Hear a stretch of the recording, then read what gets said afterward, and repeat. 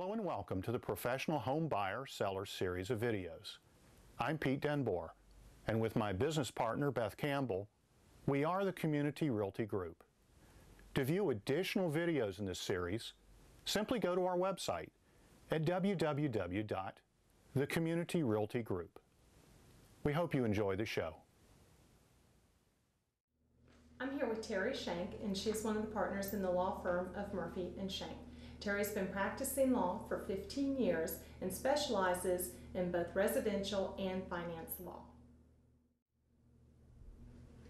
Terrie, thank you for being with us again on our series on foreclosures. Could you please share with everybody what a foreclosure is?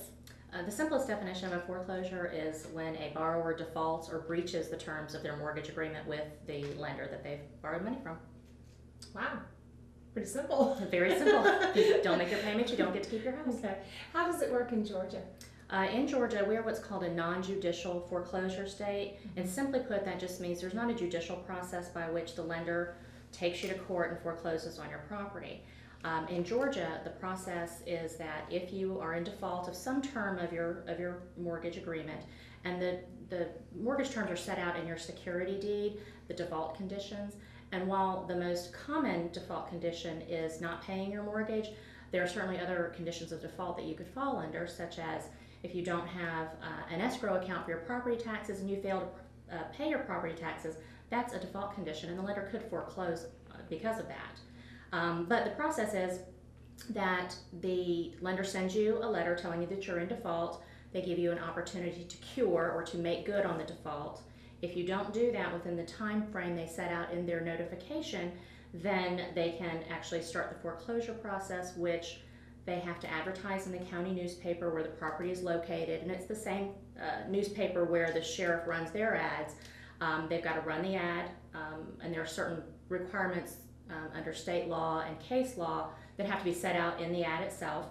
They've got to advertise for 4 consecutive weeks, once a week, it's usually on Fridays, and then once the foreclosure date is set, which is the first Tuesday of each month, and it's held actually on the courthouse steps, and they do an outcry.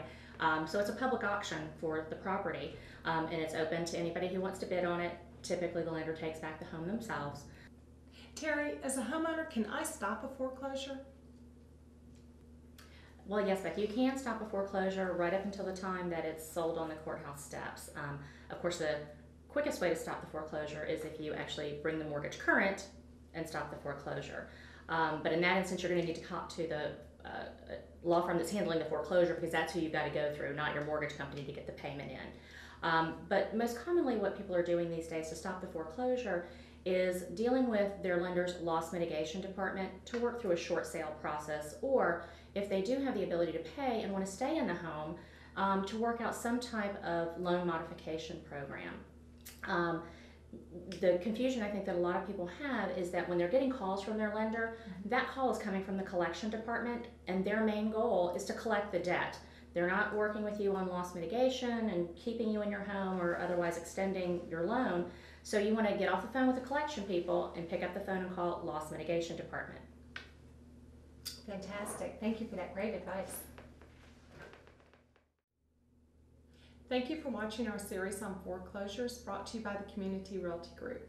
Please be sure to check out the rest of our series on our website at thecommunityrealtygroup.com.